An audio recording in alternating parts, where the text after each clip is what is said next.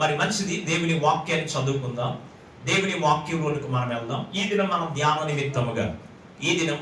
నిమిత్తముగా కీర్తనల గ్రంథం 115వ కీర్తన, కీర్తనల గ్రంథం 115వ కీర్తన 12వ వాక్యాన్ని మనం చదువుకుందాం.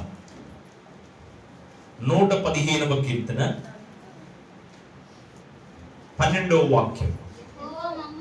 యెహోవా మమ్మును మరిచిపోలేదు, ఆయన మమ్మును ఆశీర్వదించును.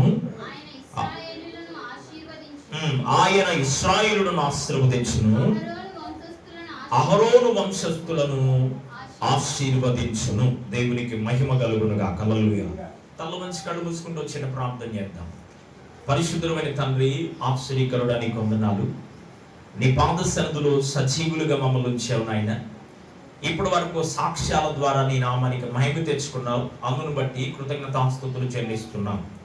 మీరు కార్యములు చేయగలిగిన దేవుడు అని నీ పైన ఆధారపడి ప్రార్థించినప్పుడు నాయన వారి ఆశను, వారి నమ్మకాన్ని ఎక్కడ కూడా ఒమ్ము చేసే దేవుడు కాదని మరొకసారి ప్రభువా మరి సహోదరులు గుమ్మడి వినోద్ వారి యొక్క జీవితంలో మీరు జరిగించిన కార్యాన్ని బట్టి మీ పాసన్నిధిలో ప్రార్థిస్తూ నేను స్తుతిస్తున్నాను.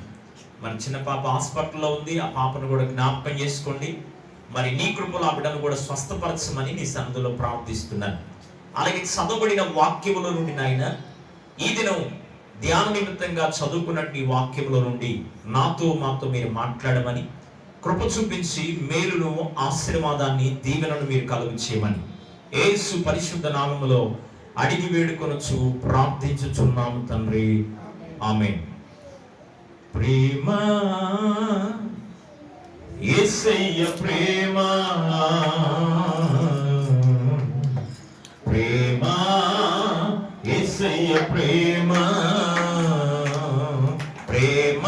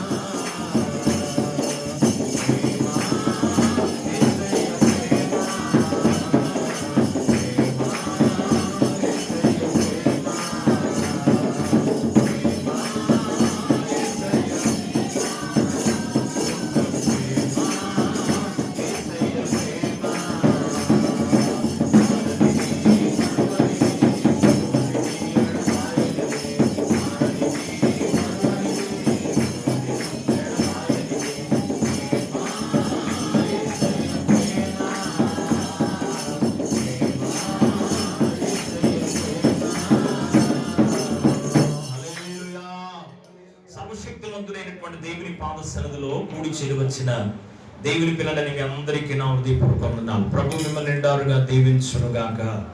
చదువుకున్నటువంటి దేవుని వాక్యంలో 115వ కీర్తన 12వ వచనాన్ని మనం చదువుకున్నాం.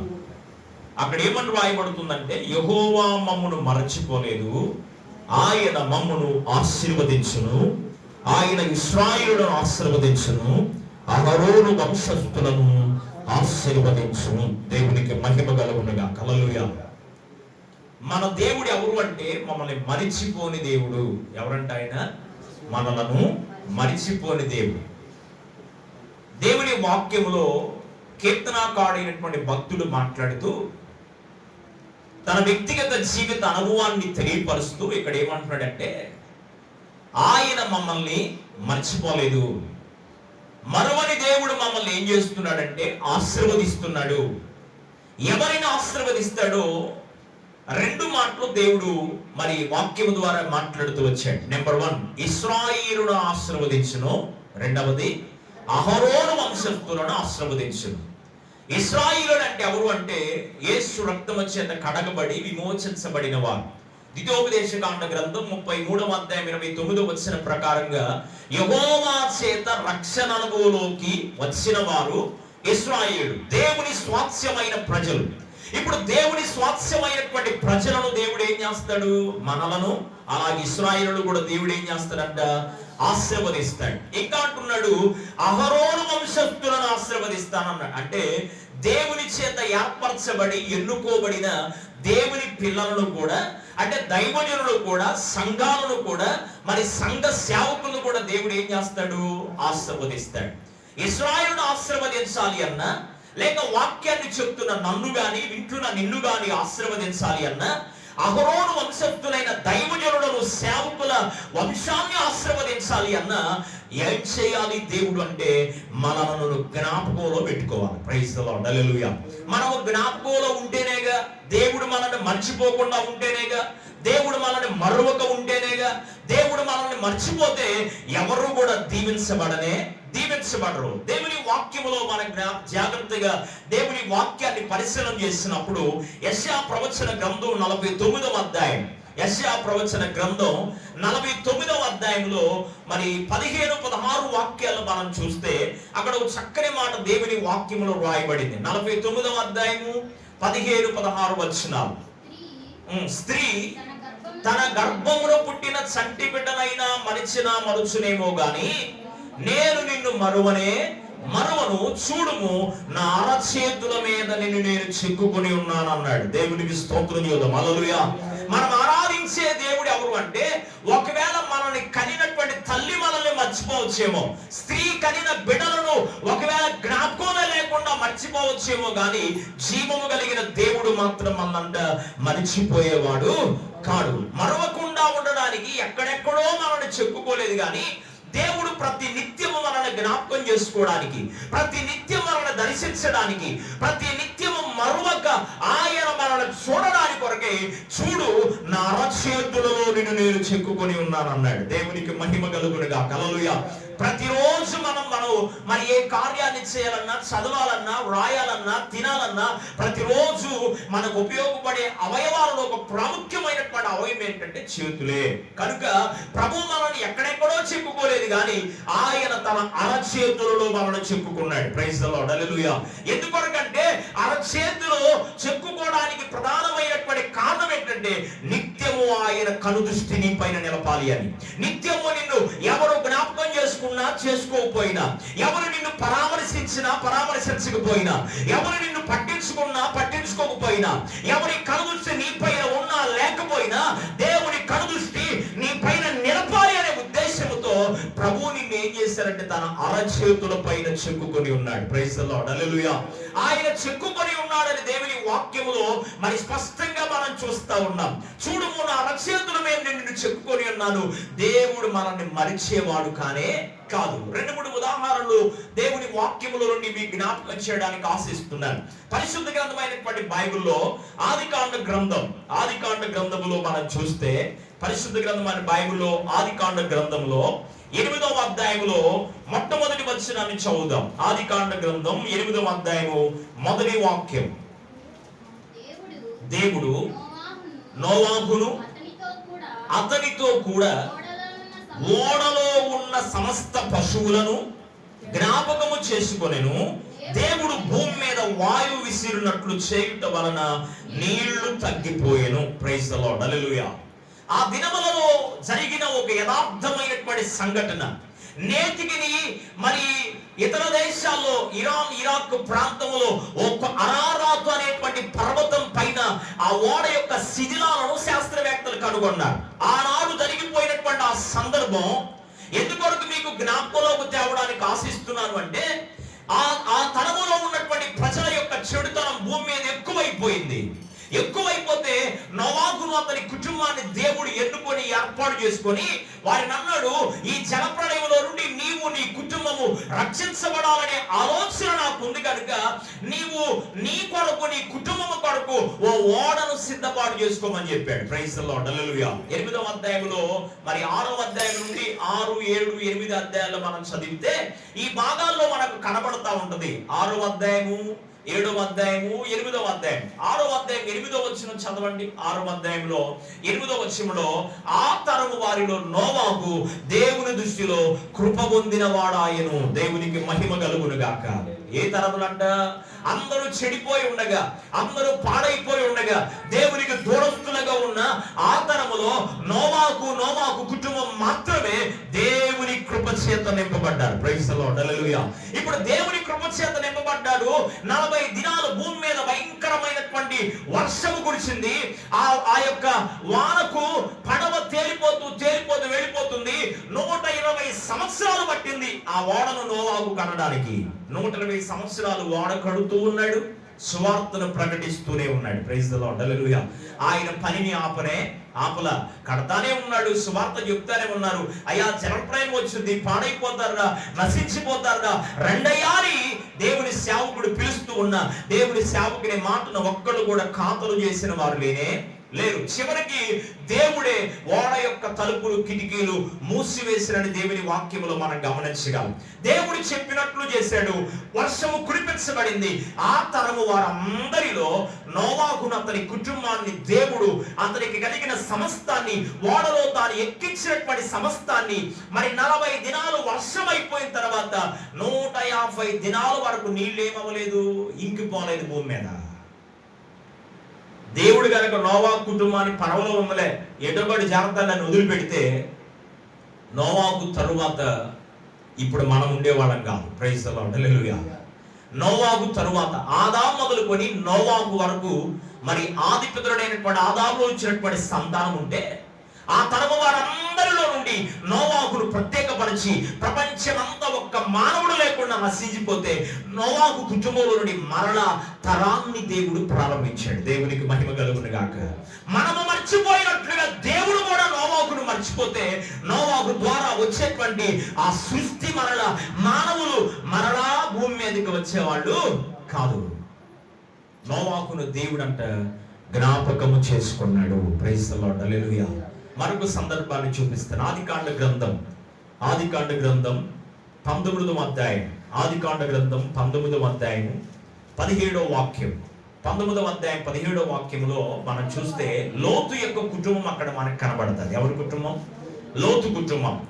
అబ్రహాము పశువుల కాపర్లకి, లోతు పశువుల కాపర్లకు మధ్య ఏమొచ్చింది? వివాదం వచ్చింది.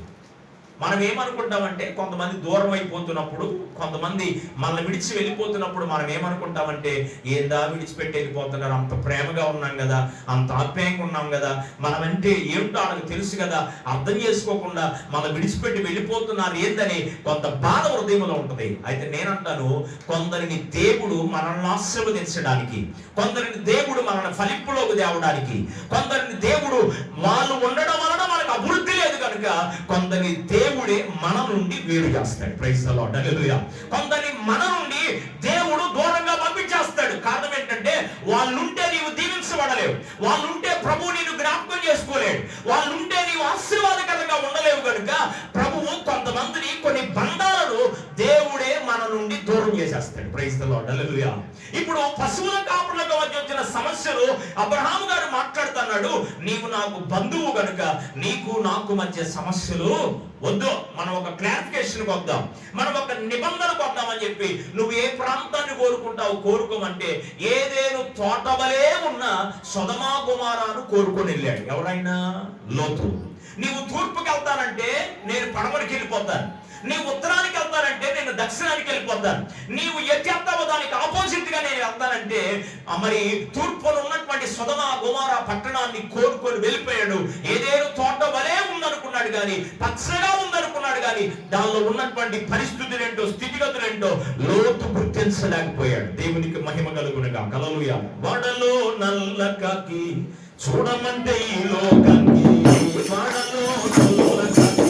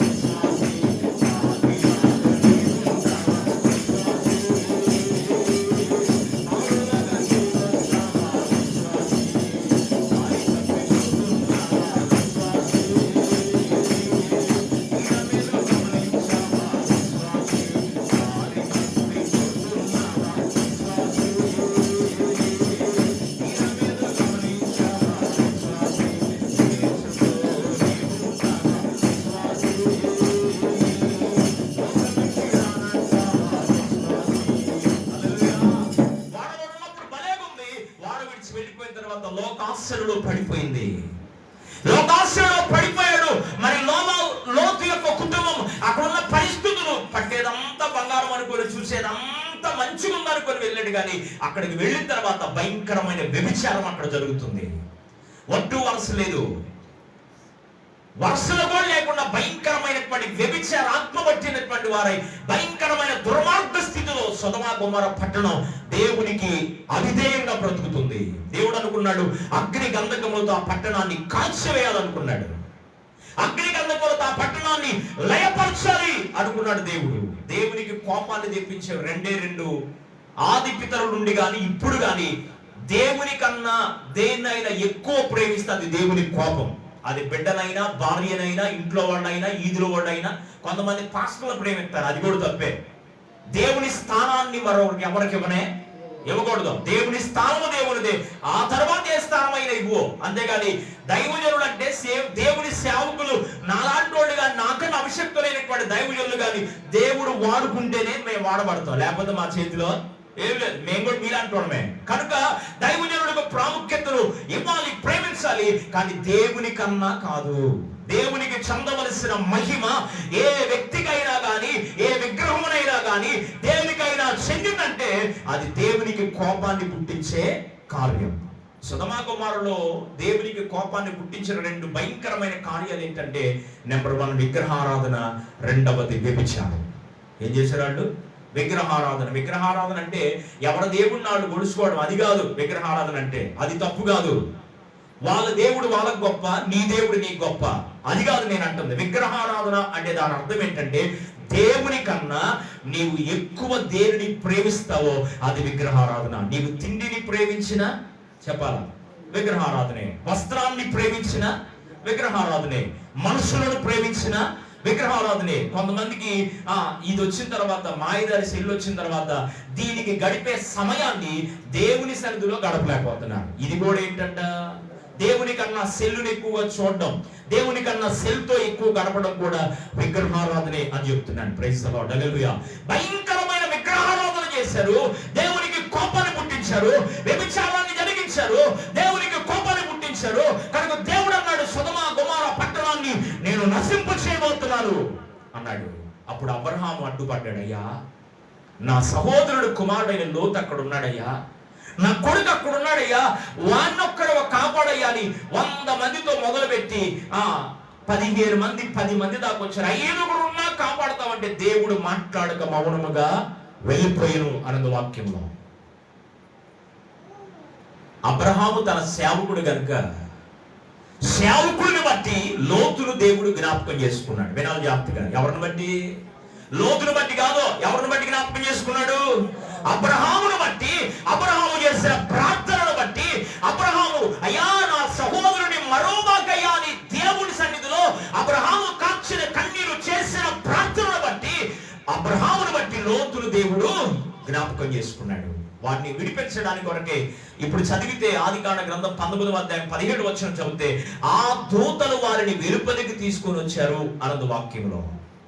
వారిని కాపాడడానికి దేవుడు మరువక అబ్రహామును బట్టి లోతును జ్ఞాపకం చేసుకొని దేవుడు ఏం చేశాడంటే లోతు కుటుంబాన్ని బయటికి తీసుకొచ్చాడు. ఆదికాండ గ్రంథం 21వ అధ్యాయంలో 17వ వచనాన్ని మీరు చదివితే అక్కడ దేవుడు హాగరును అతని కుమారుణ్ణి జ్ఞాపకం చేసుకున్నాడు. ఎవరినంట? హాగరుని. ఇంటి మీద దూరము వెళ్ళి ఈ పిల్లవాని చావు నేను చూడలేనని హాగరు బాధపడుతూ కన్నీరు మున్నీరైపోయి తీసుకొచ్చిన ఆహారం, తీసుకొచ్చిన నీళ్ళు అయిపోతే ఆ బిడ్డను మాడిపోయినటువంటి ఎండలో ఎడారిలో అలా పడవేసి కన్నీరు గారుస్తూ, ఎవరైనా ఉన్నారా, ఈ పిల్లవాని చావు నేను చూడలేకపోతున్నానని ఆ తల్లి అల్లాడిపోతూ ఉంటే అక్కడికి వచ్చాడు దేవుడు. హాగరు, నీకేమొచ్చింది అని అడిగాడు. ప్రైజ్ ది లార్డ్, హల్లెలూయా. అమ్మా, ఎందుకు ఏడుస్తున్నావు? ఏందమ్మా నీ సమస్య? ఎందుకు నీవు బాధపడుతున్నావు అని హాగరును మాట్లాడితే హాగరు అప్పుడు ఏం చేసిందంటే ఆయనకు ఒక పేరు పెట్టింది. అదేంటంటే చూచుచున్న దేవుడవయ్యా. నీ పేరేంటో నాకు తెలియదు కానీ నన్ను మాత్రం నీవు చూసావయ్యా. హాగరు కన్నీరు గారుస్తూ ఒక అన్యురాలు అబ్రహాము కుటుంబంలో ఉన్న తన ఆచారం వదిలిపెట్ట, సాంప్రదాయం వదిలిపెట్ట, తన పద్ధతి వదిలిపెట్ట, తన బ్రతుకు నీ పేరేంటో నాకు తెలియదు అన్నది. అంటే ఆయన గురించినటువంటి అబ్రహాముతోనే ఉంది కానీ, అబ్రహాముతోనే కలిసి బ్రతుకుతుంది కానీ, అబ్రహాము కుటుంబంలోనే ఉంది కానీ హాగరు మాత్రం దేవుని పైన సరి అయిన అవగాహన అప్పటిదాకా లేదు. నేను బహుశా ఈ వాక్యాన్ని చదువుతున్నప్పుడు నేను అనుకున్నాను, అందుకే కావాలా శారమ్మకి అబ్రహాం చా చెప్పించి ఆమెకు బుద్ధి రావడానికి తీసుకెళ్లి అరణ్యంలో వదిలిపెట్టరమ్మన్నాడేమో. ఇప్పుడు అర్థమైంది దేవుడి గురించి. ఎప్పుడు అర్థమైంది? దేవుడు ఎవరు విడిచినా ఆమె అనుకుంది గాల్లో మేళ్ళ కట్టేసింది. ఏం మేళ్ళ కట్టింది? ఇక అబ్రహాము మరి శారమ్మకు పిల్లలు లేరు, నాకు పుట్టబోయేటువంటి నా కొడుకే ఈ ఆస్తి అంతటికి వారసుడు అనుకుంది. గాలి మేడలు కట్టేసుకుంది. మేడలన్నీ ఒక్క దెబ్బకు దేవుడు కూల్చేశాడు. ప్రైజ్ ది లార్డ్, హల్లెలూయా. మోహలన్నీ పాడైపోయినాయి. అరణ్యములో మైదానములో వదిలిపెట్టేశాడు. కట్టుకున్న భర్తే మైదానములు వదిలిపెడితే ఇక ఏం చేయాలో దిక్కులాల్సిన పరిస్థితులు. ఈ పిల్లవాడి చావు నేను చూడలేను, నేను కూడా చనిపోదామని ఆ పిల్లవాడి చావు చూడలేక, ఆహారం లేక, మంచినీళ్ళు తాగడానికి లేక అల్లాడిపోతున్నటువంటి ఆ సమయంలో దేవుడు హాగరును అతని పిల్లను జ్ఞాపకం చేసుకున్నాడు. ప్రైజ్ ది లార్డ్, హల్లెలూయా. దేవుడు జ్ఞాపకం చేసుకొని అదే స్థలంలో దేవుడు ఏం చేశారంటే జీవ జలమును దేవుడు అనుగ్రహించాడు. మన ముస్లిం సహోదరులు ఆరాధిస్తున్నటువంటి మక్కా అనే ప్రాంతంలో నల్లటి బాక్స్ ఆకారంలో ఉంటుంది ఓ పెట్టె. ఆ ప్రాంతంలో అబ్రహాము హాగరుకు ప్రత్యక్షపరిచినటువంటి ఈ వాటర్, దాన్ని జిమ్ వాటర్ ఏదో అంటారు. మక్కా వెళ్ళినప్పుడు ఖచ్చితంగా అక్కడున్న వాటర్ బాటిల్ కొనుక్కొని వస్తారు. మక్కా వెళ్ళి వచ్చినటువంటి మరి ముస్లిం సహోదరుల వారి పాదాలు పట్టుకొని వారికి నమస్కారం చేస్తారు. ఎందుకు తెలుసా? పవిత్రమైన స్థలంలోకి వెళ్ళి వచ్చారు. అక్కడ ఉబుకుతూ ఉన్న నీరేంటంటే హాగరుకు యెహోవా దేవుడు తన పిల్లవాడిని బ్రతికించుకోవడానికి జీవ జలమునిచ్చినటువంటి ఆ ప్రాంతమే మక్కా మసీదు ఇప్పుడు ఉంది. ప్రైజ్ ది లార్డ్, దేవునికి మహిమ కలుగునుగాక, హల్లెలూయా.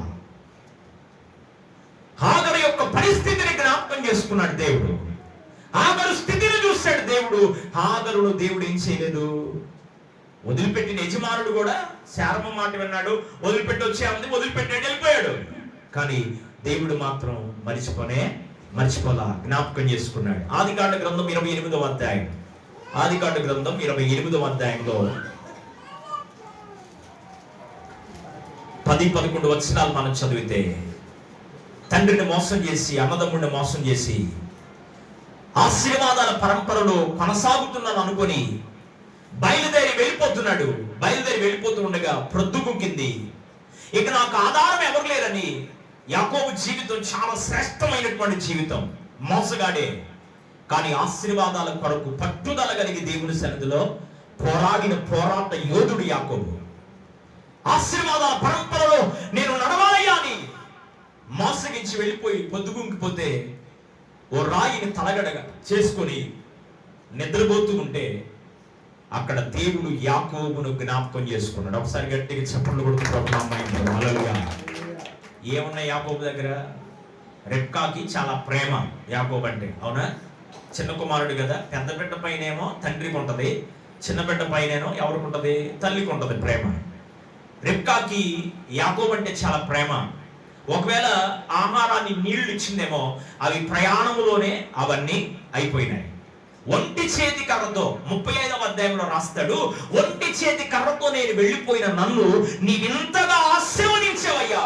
అందుకని నన్ను ఏ స్థలములో నీవు దర్శించావో, నన్ను ఏ స్థలములో నీవు జ్ఞాపకం చేసుకున్నావో, నన్ను ఏ స్థలములో నన్ను అందరూ మర్చిపోయినా నీవు మరొక నన్ను జ్ఞాపకం చేసుకున్నావో అదే స్థలములోకి నేను నా కుటుంబంలో ఉన్న పనివాళ్ళతో సహా వచ్చి నీకు బలి అర్పిస్తానని తీర్మానం చేసుకున్నాడు. దేవునికి మహిమ కలుగునుగాక, హల్లెలూయా.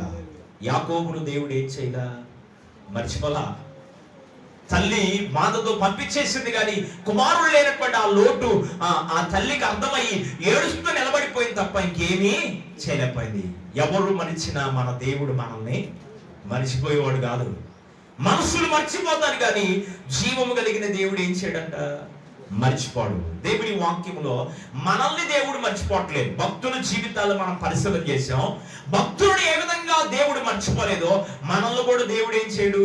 మర్చిపోడు. మూల వాక్యంలో మనం చదివాం కదా, 115వ కీర్తన 12వ వచనం మనం చదివేమో, యెహోవా మమ్మను మర్చిపోలేదు. దేవుడు మమ్మల్ని జ్ఞాపకం చేసుకున్నాడు. దేవుడు మమ్మల్ని మర్చిపోలేదు. మమ్మల్ని ఆశీర్వదించేవాడు.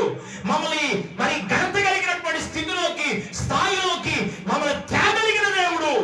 దేవుని వాక్యంలో మనం గమనించగలం. యెహోషువ గ్రంథం 1వ అధ్యాయంలో 6వ వచనంలో, యెహోషువ గ్రంథం 1వ అధ్యాయం 6వ వచనంలో మనం చూస్తే, 1వ అధ్యాయం 6వ వచనం మనం చూస్తే, మోషే చనిపోయాడు. చనిపోయిన తర్వాత చనిపోక ముందే దేవుడు చెప్పాడు, యెహోషువ కాలేబులలో ఎవరిని నీ తర్వాత నాయకుడిగా ఎన్నిక చేయమంటావయ్యా అంటే, ప్రభు అన్నాడు, నా తరువాత ఇశ్రాయేలు ప్రజలకు నాయకుడిగా ఉండడానికి యెహోషువను ఎన్నిక చేయమన్నాడు. ఇప్పుడు యెహోషువని ఎన్నిక చేసిన తర్వాత ఇశ్రాయేలు ప్రజల ఎదుట నిలబెట్టి, ఇదిగో నా తర్వాత దేవుని పక్షంగా మీకు నాయకుడిగా ఇతను ఉంటాడని నిలబెట్టిన తర్వాత మోషే చనిపోయాడు. మోషే సమాధి కూడా దేవుడే చేశాడు. మరి ద్వితీయోపదేశకాండ గ్రంథం 33వ అధ్యాయంలో చివరి అధ్యాయంలో మీరు చూస్తే మోషేకు సంబంధించిన సంగతులు అక్కడ మనకు కనబడతాయి. ఇప్పుడు యెహోషువ కాలం వచ్చింది.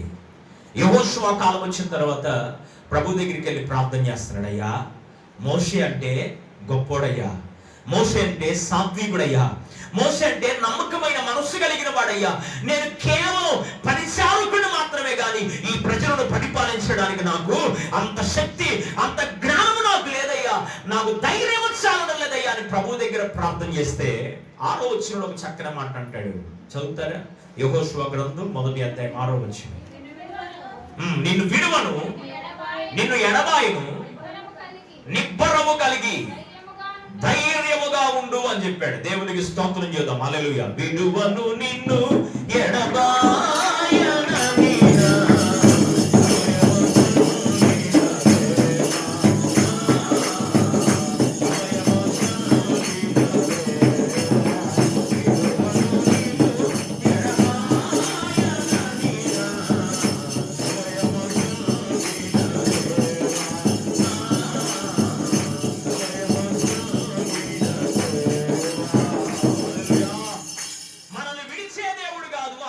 మర్చిపోయేవాడు కాదు. ఇదే యెహోషువ గ్రంథం 3వ అధ్యాయంలో 7వ వచనాన్ని మీరు చదివితే, 3:7లో చదివితే అక్కడ ఏమన్నా, జనులందరి కనుల ఎదుట నేను నిన్ను గొప్ప చేయ మొదలు పెట్టేదని అన్నాడు. Praise the lord. హల్లెలూయా.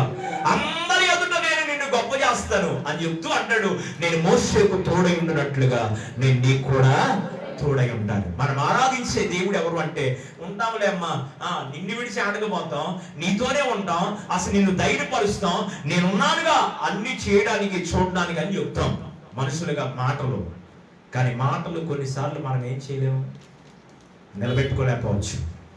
మన పరిస్థితిని బట్టి, ఎదుటివారి కొన్ని అనుభవాలను బట్టి నిలబడతామని మాటిచ్చిన మనమే కొన్నిసార్లు పక్కకి తప్పుకోవచ్చేమో.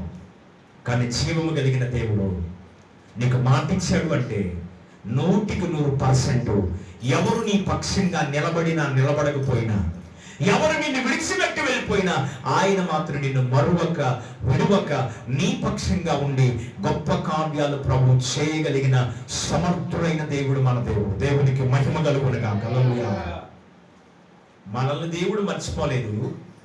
భక్తుల జీవితాల్ని ఏ విధంగా ఆదుకుంటున్నాడో మనల్ని కూడా దేవుడు ఆ విధంగానే ఆదుకుంటున్నాడు. అయితే కీర్తన గ్రంథం 9వ కీర్తన 17వ వచనంలో ఓ బాధాకరమైనటువంటి మాట భక్తుడు రాశాడు. చౌతరా? కీర్తనల గ్రంథం 9వ కీర్తన 17వ వచనం. దుష్టులను, దేవుని మరచువారును, జనులందరూ పాతాళంలోకి దిగిపోతారు. మనల్ని ఆయన మరవట్లేదు, బాగానే ఉంది ఎంతవరకు. కానీ మనమే కొన్నిసార్లు ఎవరిని మర్చిపోతున్నాం? దేవుని మర్చిపోతున్నాం. మనల్ని ఆయన మరవట్లేదు. మనం ప్రార్థించినా ప్రార్థించకపోయినా దైవజనుల ప్రార్థన, సంఘ ప్రార్థన దేవుడు నీకు ఎల్లప్పుడూ తోడుగా ఉండి నడిపిస్తున్నాడు. మనము దేవుని సన్నిధికి కరెక్ట్ గా రాలేకపోయినా దేవుడు మాత్రం నీ ఎడల ఏ కార్యము కొరకు నీవు ఆశిస్తున్నావు, ఏది ప్రార్థన చేస్తున్నావో అవన్నీ మాత్రం అన్ని నీకు చేస్తానే ఉన్నాడు దేవుడు. దేవునికి మహిమ కలుగును గాక. మనం మర్చిపోతలేదు, దేవుడు మనల్ని మరవట్లేదు, కానీ మనం మాత్రం ఏం చేస్తున్నాం? మర్చిపోతున్నాం. ఇక్కడ అంటున్నాడు, దేవుని మర్చిపోవడం వలన వాళ్ళంట పాతాళంలోకి దిగిపోతున్నారు. ఎందుకు మర్చిపోతున్నాడు మానవుడు? ఎన్ని కార్యాలు చేస్తున్నాడు. మనం ఊపిరి పీల్చుకుంటున్నామంటే, మనం 5 ఏళ్ళు నోట్లోకి వెళ్తున్నాయంటే, మనం సజీవులుగా ఉన్నామంటే, మనకు వచ్చినటువంటి ఇబ్బందుల్లో, మనకు ఎదురవుతున్నటువంటి సమస్యల్లో ఎప్పుడో దేవుడు విడిచిపెట్టి వెళ్ళిపోవాలి లోకంలోకి. కానీ అయినా ప్రభువులో మనం కొనసాగుతున్నామంటే అది కేవలం మన గొప్పతనం కాదు. ఎవరు గొప్పతనం? దేవుడి గొప్పతనం. అది పడకుండా నిలబెట్టుటకు సరిపోయిన వాడవయ్యా, పడకుండా నిలబెట్టుటకు సరిపోయిన వాడవయ్యా.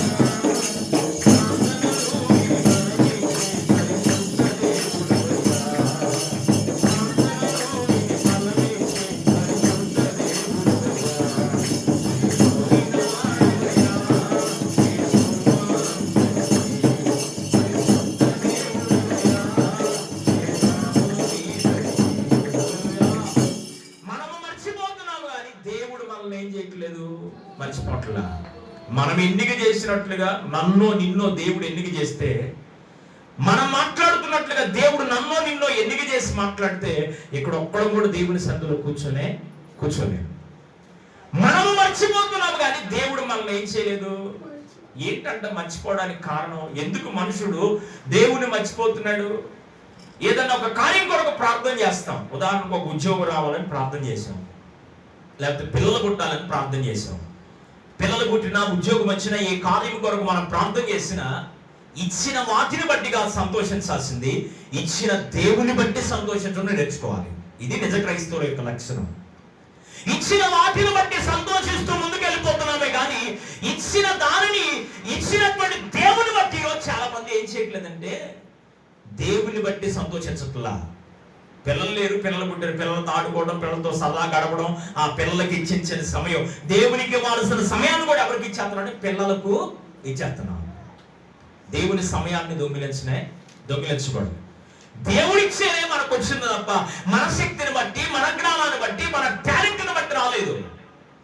దేవుడు ఇవ్వడాన్ని బట్టి వచ్చింది. కానీ ఇచ్చిన వాటిని బట్టి సంతోషించకూడదు కానీ ఇచ్చిన దేవుని బట్టి సంతోషించడం నేర్చుకోవాలి.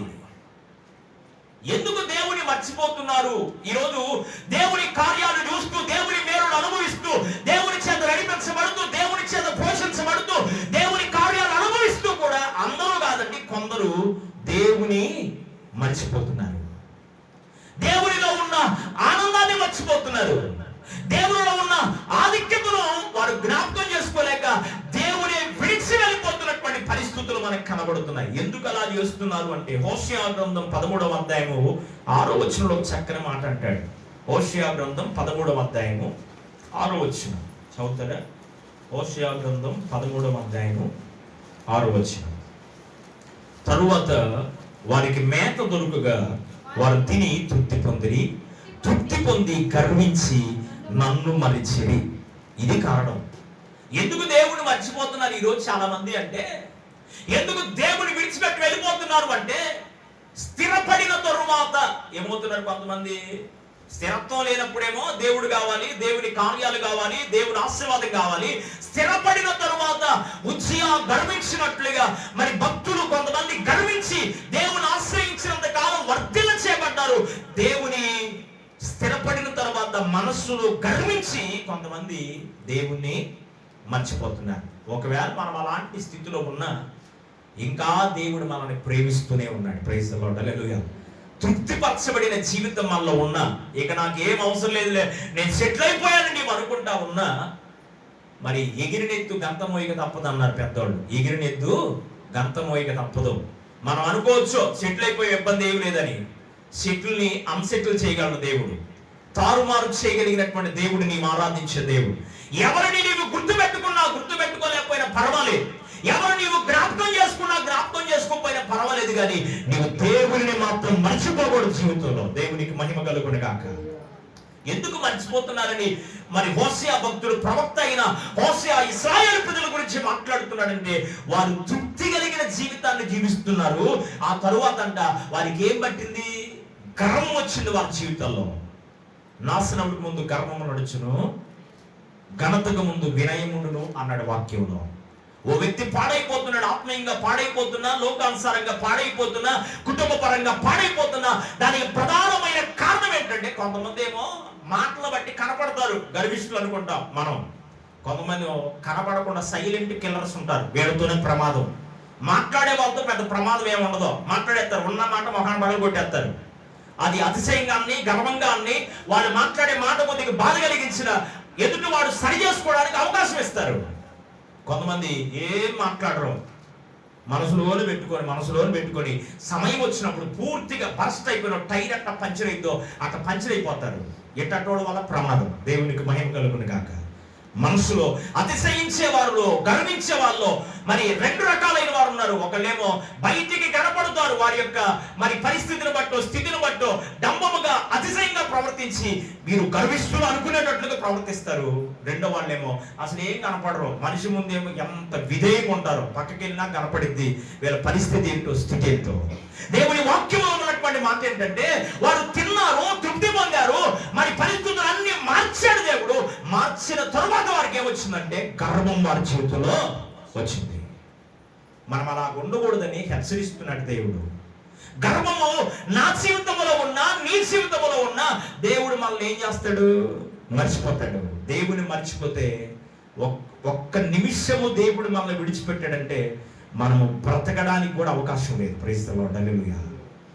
ఏ విషయాల్లో ఎన్నిసార్లు దేవుని మర్చిపోయారు అంటే దేవుని వాక్యములో మనం చూస్తే ఇర్మియా గ్రంథం 2వ అధ్యాయం 32వ వాక్యాన్ని చదువుదాం. ఇంక నా మాటలు నేను ముగించేస్తాను. చూడండి దేవుని వాక్యం. ఒకటి రెండు మాటలు మీ జ్ఞాపకంలోకి తీసుకొచ్చి ముగించేస్తాను. 2వ అధ్యాయము 32వ వచనం. కన్యక తన ఆభరణములను మరచున, పెండ్లి కుమారి తన వడ్డాణమును మరచున, నా ప్రజలు లెక్కలేనన్ని దినములు నన్ను మరచి ఉన్నారు. ఇశ్రాయేలు గురించి ఇర్మియా ప్రవక్త ద్వారా ప్రభువు తనకున్న మనోవేదన తెలియపరుస్తున్నాడు. కన్యక తన ఆభరణంలో మరచున. యవనస్తులైనటువంటి సహోదరులు ఆభరణాలు పెట్టుకోకుండా ఏదైనా ఒక ఫంక్షన్కి వెళ్ళాలి, పెట్టుకోకుండా ఒక కమ్ము పెట్టుకొని వెళ్తారా? వెళ్ళరు. చేయి లేకపోయిందిలే ఎక్కడికట్టు వెళ్దాం అన్నట్టు వెళ్తారా? మరచున. మరవరుగా, దాన్ని జ్ఞాపకంలో పెట్టుకుంటారుగా. పెండ్లి కుమార్తె తన వడ్డాణమును మరచున. మరిచిపోయిద్దా? మరవదు. ఒకవేళ ఆమె మరిచిపోయిన పక్కన ఉన్నవాడు ఏం చేస్తారు? అమ్మాయి వడ్డాణం పెట్టండి, బాగాదు, కలగా ఉంటది అంటారు. అయితే దేవుడు అంటున్నాడు, కన్యక తన ఆభరణలు మరిచిన మరవదుగా, పెండ్లి కుమార్తె తన వడ్డాణమును మరవదుగా. అయితే నా ప్రజలు ఏం చేశారంటే నన్ను మర్చిపోతున్నారు. Praise the lord. హల్లెలూయా. మనం దేవుని మర్చిపోయే వాడిగా ఉండకూడదు. ఒక్కసారి మర్చిపోతే పర్వాలేదు, దేవుడు క్షమిస్తాడు. నీతిమంతుడు 7 సార్లు పడిపోయిన మరణ తిరిగి లేపడదు. 7 సార్లు మర్చిపోయిన పర్వాలా. కానీ ప్రజలంట లెక్కలేనన్ని దినములు నన్ను మర్చిపోయారు అంటున్నాడు. ఎన్ని దినాలు? ఆయన మర్చిపోయిన లెక్కే ఆయనకు అర్థం కావట్లేదంట. జాగ్రత్త, దైవజనుడిగా చెప్తున్నాను. మనల్ని దేవుడు మర్చిపోతే క్షణము కూడా మనం భూమి మీద బతకలేము. నా జీవితాన్ని కనుక దేవుడు మర్చిపోతే 8వ తరగతి చదువుతున్నప్పుడే ఎప్పుడో చచ్చిపోవాల్సింది నేను. దేవునికి స్తోత్రం.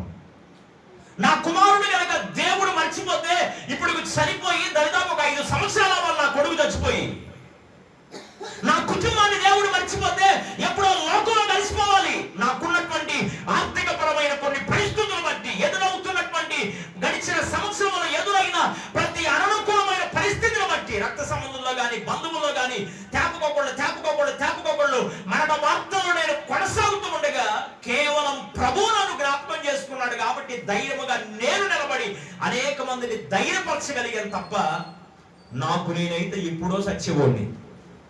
దేవుడు నన్ను మర్చిపోలేదు. నా కుటుంబాన్ని దేవుడు మర్చిపోలా. నేను కాస్తున్న కన్నీరు మర్చిపోలా. నేను చేస్తున్న ప్రార్థన దేవుడు మర్చిపోలా. దేవుడు నాకు అప్పగించిన సంఘాన్ని, సంఘబిడ్డలను దేవుడు మర్చిపోలా.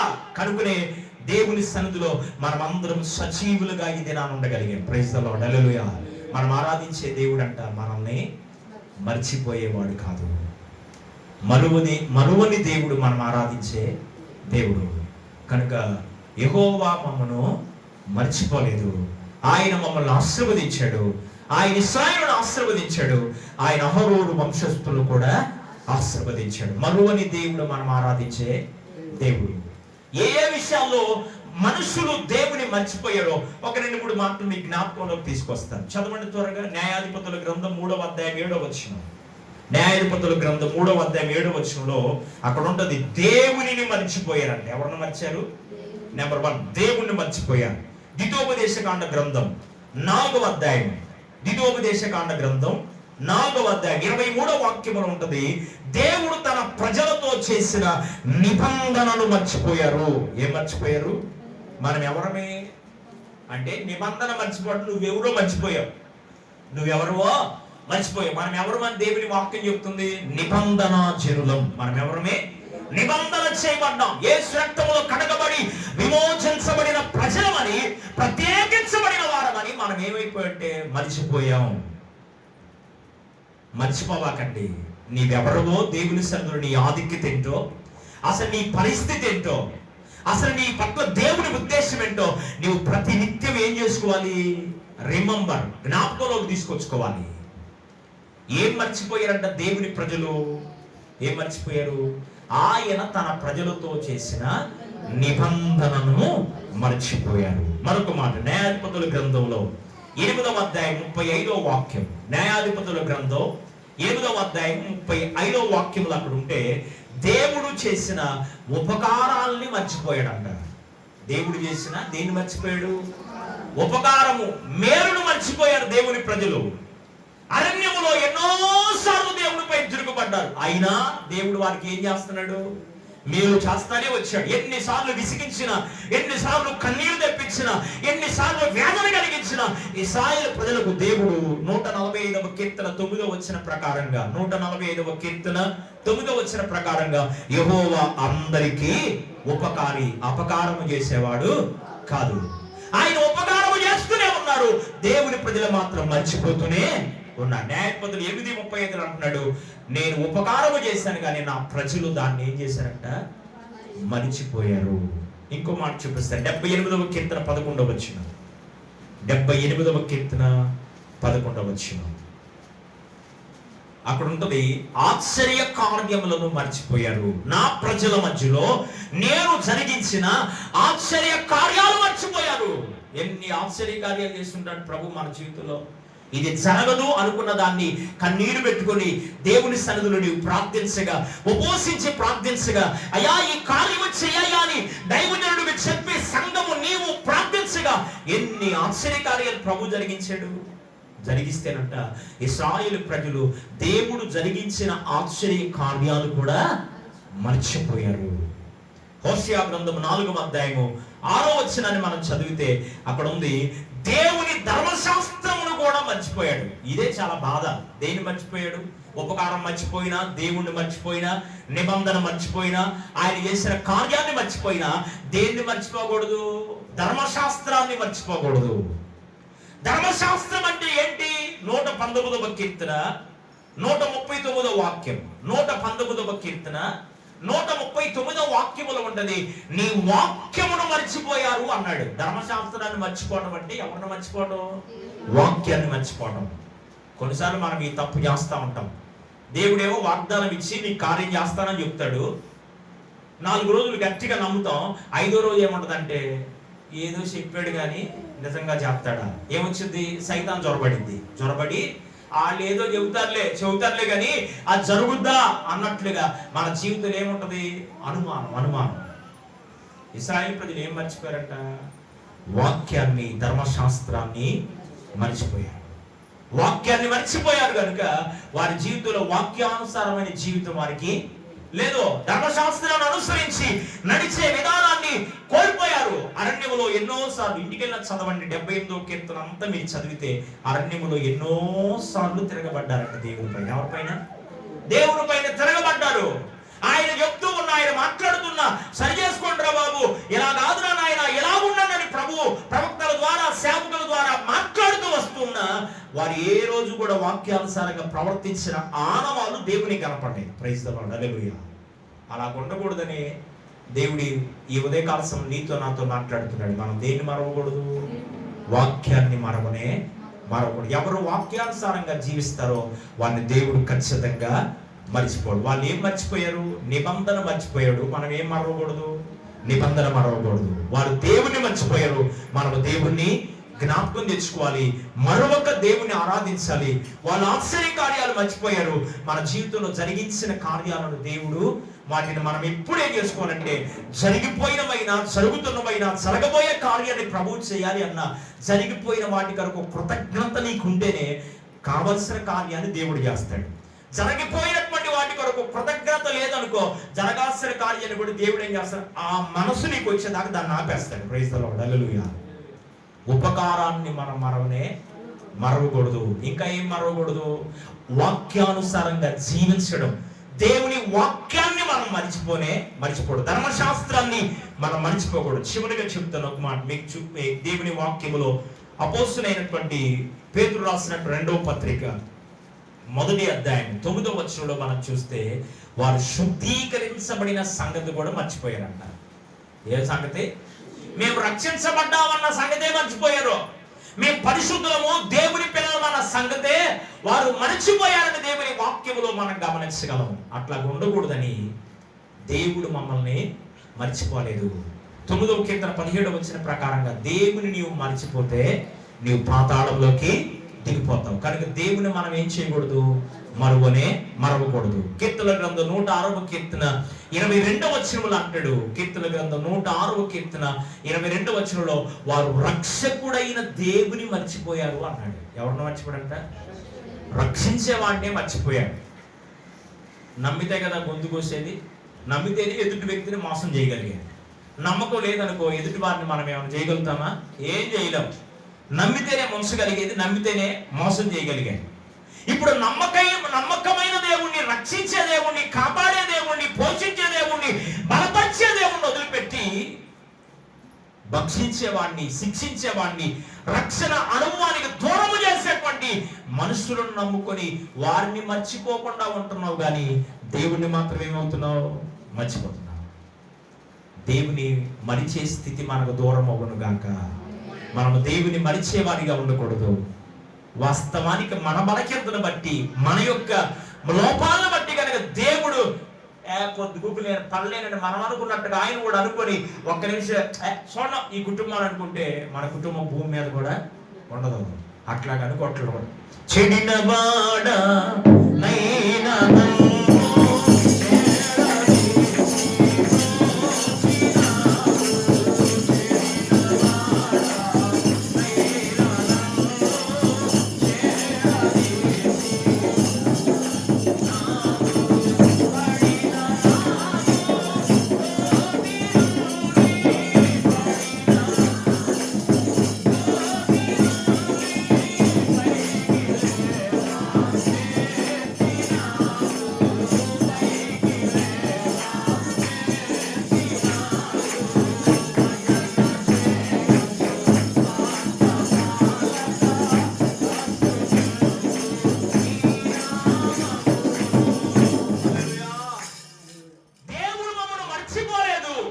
కానీ మానవుడు మర్చిపోతున్నాడు. ఇశ్రాయేలు ప్రజలు దేవుని పిల్లలు మర్చిపోయారు. అట్లా మనం ఉండకూడదని దేవుని వాక్యము ద్వారా హెచ్చరించబడ్డాం కనుక మనము మర్చిపోకూడదు. అనుక్షణం ప్రభువుని కలిగి జీవించాలి, ప్రభువుతో నడవాలి, ప్రభు మార్గంలో ఉండాలి, వాక్యానుసారంగా బ్రతకాలి. వాక్యాన్ని ధ్యానం చేస్తూ ముందుకెళ్ళినప్పుడు ప్రభు మనల్ని ఖచ్చితంగా ఏం చేస్తాడు? ఆశీర్వాదాల పరంపరలో ప్రభు నడిపిస్తాడు. తల్ల వంచండి, కళ్ళు మూసుకుందాం, ప్రార్థన చేసుకుందాం. తల్ల వంచి కళ్ళు మూసుకుందాం, ప్రార్థన చేసుకుందాం. ప్రభు పాద సన్నిధిలో మమ్మల్ని మర్చిపోలేదు. భక్తుల జీవితాలు దేవుడు మరవలేదు. నిన్ను కూడా ప్రభు మరవడు, నిన్ను కూడా ప్రభు విడవడు, నిన్ను కూడా ప్రభు తన కృపా కనికర వాత్సల్యత చేత నింపుతాడు. ఒకవేళ నీకు ఎదురవుతున్న పరిస్థితులను బట్టి ఒకవేళ దేవుని మర్చిపోతున్నావేమో, దేవుని పక్కన పెట్టేసినటువంటి సందర్భాన్ని నీ జీవితంలో ఏమో క్షమించమని అడుగుదాం ప్రభుని. అయ్యా నన్ను క్షమించయ్యా, నన్ను క్షమించు ప్రభువా, నిన్ను మర్చిపోయాను ఆయన. నా పరిస్థితిని బట్టి, నా స్థితిని బట్టి, నా గతిని బట్టి నేను మర్చిపోయిన వాడిగా ఉన్నానేమో, నన్ను క్షమించయ్యా. నీవు క్షమించమని అడిగితే 103వ కీర్తన 3-4 వచనాల ప్రకారం ఆయన క్షమించుటకు సిద్ధ మనసు కలిగిన వాడు, ఆయన దయాళుడైనటువంటి వాడు, దీర్ఘశాంతుడైన దేవుడు, ఆయన వలె క్షమించేవాడు మరొకడు లేడు అని దేవుని వాక్యం సెలవిస్తూ ఉండగా, ఒకవేళ కొన్ని పరిస్థితులను బట్టి, స్థితిగతులను బట్టి దేవుని మర్చిపోయి మనుషులు నాకున్నారులే, మనుషులు ఏదైనా చేయగలమే, నాకు టాలెంట్ ఉందిలే, నా జ్ఞానం ఉందిలే, నా పరిస్థితులు అన్ని బాగున్నాయి, నేను ఏమైనా చేయగలనని ఒకవేళ నీ స్థితిని బట్టి నేను కొనసాగుతున్నావేమో, క్షమించమని అడుగుతా ప్రభుని. ప్రభు నన్ను క్షమించయ్యా, నిన్ను ఎప్పటికీ నేను మర్చిపోకూడదు ఆయన. నా జీవితంలో చేసిన కార్యాలు, మా వ్యక్తిగత ఆత్మీయ జీవితాలు జరిగించిన కార్యాలు నీ ప్రజలు మరిచిపోయారు. మేము అలా మరొక అయ్యా మేము కొనసాగడానికి సహాయం దయచేయండి అయ్యా. నిన్ను మరొక సాగడానికి సహాయం చేయ ప్రభువా. మేము నిన్ను మర్చిపోయాం కానీ నువ్వు మమ్మల్ని మరొక పాపములో ఉన్నామని, శాపములో ఉన్నామని, దుర్మార్గమైనటువంటి జీవితంలో మేము ఉన్నామని, బలహీనతలో మా జీవితాలు ఉన్నాయని మమ్మల్ని విడువకనైనా ప్రేమిస్తూ మా అందరి కొరకు నీ ప్రియమైన కుమారుని లోకానికి బలి అర్పణగా అర్పించేవయ్యా. యేసుక్రీస్తు ప్రభువా నీ లోకానికి పంపించి ఒకటితో కొనలు కొరడా దెబ్బలు శరీరం అంతయు నాగడి చాలవలే దున్నబడినట్లుగా చేసావు నాయన. మా కొరకే తన ప్రాణాన్ని అప్పగించుకున్నాడు ప్రభువా. తిరిగి లేచాడు మహిమలో నీ కుడి పార్శ్వమున కూర్చుండి మాలాంటి బలహీనులైన వారు నిన్ను మర్చిపోతున్న పరిస్థితులు, నీకు బాధ కలిగిస్తున్న సందర్భాలు, నీకు దుఃఖాన్ని కలుగు చేస్తున్న సందర్భాలు మా జీవితంలో ఎదురవుతున్నా అయ్యా, నీవు మాత్రం మమ్మల్ని విడువక ప్రేమిస్తున్నావయ్యా. మమ్మల్ని మర్చిపోలేదు నాయన, మమ్మల్ని విడవలేదయ్యా. మా ఎడల నీ కృపను చూపిస్తున్నావు ప్రభు అంటూ పశ్చాత్తాపడుతూ దేవుని సన్నిధిలో ప్రార్థన చేద్దాం. నిజంగా నీవు దేవుని జ్ఞాపకం చేసుకుంటున్నావంటే, నీవు దేవుని మర్చిపోలేదంటే ఇంకా ఒకవేళ ప్రభువుకు దూరంగా ఉన్నావేమో, ఇంకా ప్రభు రక్షణకు దూరంగా ఉన్నావేమో. యేసు ప్రభుని నోటితో ఒప్పుకొని హృదయమందు విశ్వసించి పశ్చాత్తాపడి మారు మనసు మాప్తి సంఘంలోకి రా. ఒకవేళ రక్షించబడ్డానంటే ఎక్కడైనా సాతాను వలనో లేకపోతే నీ యొక్క ఇష్టాన్ని బట్టో, నీ యొక్క ఆలోచన బట్టి ఒకవేళ ప్రభువుకు దూరం అయిపోతున్నావేమో, ప్రభువును మరిచే స్థితిలోకి దిగజారిపోతున్నావేమో, ఒకసారి పరిశీలన చేసుకో. ఒకసారి పరిశీలన చేసుకున్నావు ప్రభు దగ్గర. నన్ను క్షమించయ్యా, నన్ను క్షమించిన నన్ను క్షమించిన ఆయన కృప చూపించయ్యా. ప్రార్థన చేద్దాం ప్రభు దగ్గర. పరిశుద్ధమైన తండ్రి, ఆశ్చర్యకరమైన నీ వందనాలు. నీ పాద సన్నిధిలో నాయన చదవబడిన లేఖంలో నుండి ఒకవేళ నా జీవితంతో మా జీవితంతో అయ్యా మేము సరిచేయబడడానికి మా జీవితాల వాక్యము రెండంచులు కలిగిన ఖడ్గము కనుక నన్ను సరిచేయడానికి, నీ ప్రజలను సరిచేయడానికి కూడా మీరు మాట్లాడుతూ వచ్చావు. అందుని బట్టి నీ కృతజ్ఞతాస్తుతులు చెల్లిస్తున్నాను ఆయన. మా జీవితాన్ని నేను మరువుగా సాగడానికి సహాయం తెచ్చాను. నిన్ను మర్చిపోలేటువంటి వారి జీవితాల్లో తండ్రి ఆశీర్వాదాలు, దీవెనలు మీరు ఇచ్చే దేవుడు వారు మాట్లాడుతూ వచ్చాను ఆయన. భక్తుల జీవితాన్ని మర్చిపోలేదు కదయ్యా, మమ్మల్ని కూడా మరొద్దునైనా మా అందరి నీ కృప చూపించమని, సహాయం చేయమని, మరొకనైనా మా ప్రాణం ఉన్నంత వరకు, మా ఊపిరంత వరకునైనా నీతో కలిసి బ్రతకడానికి, నీతో కలిసి జీవించడానికి అట్టి కృపను సహాయం మీరు మాకు అందించమని, కృపయు కనికర వాత్సల్యతను మా పైన మీరు తోడైంచి నడిపించమని, నీవు మరువని దేవుడు అని ప్రభువా మేము నిన్ను జ్ఞాపకం చేసుకోవడానికి సహాయం చేయండి. నిన్ను మరిచే వారు పాతాళంలోకి దిగిపోతారు, నరకానికి పాత్రులు అవుతారని నీ వాక్యం సెలవిస్తుండగా అలాంటి స్థితి మాకు వద్దయ్యా. పరలోకంలో చేర్చబడడానికి, నిన్ను మరొక సాగడానికి మాకు సహాయతను మీరు అనుగ్రహించమని, మమ్మల్ని క్షమించి కృప చూపించమని యేసు పరిశుద్ధ నామములో అడిగి వేడుకొనుచు ప్రార్థించుచున్నాం తండ్రి. ఆమేన్. Praise the lord.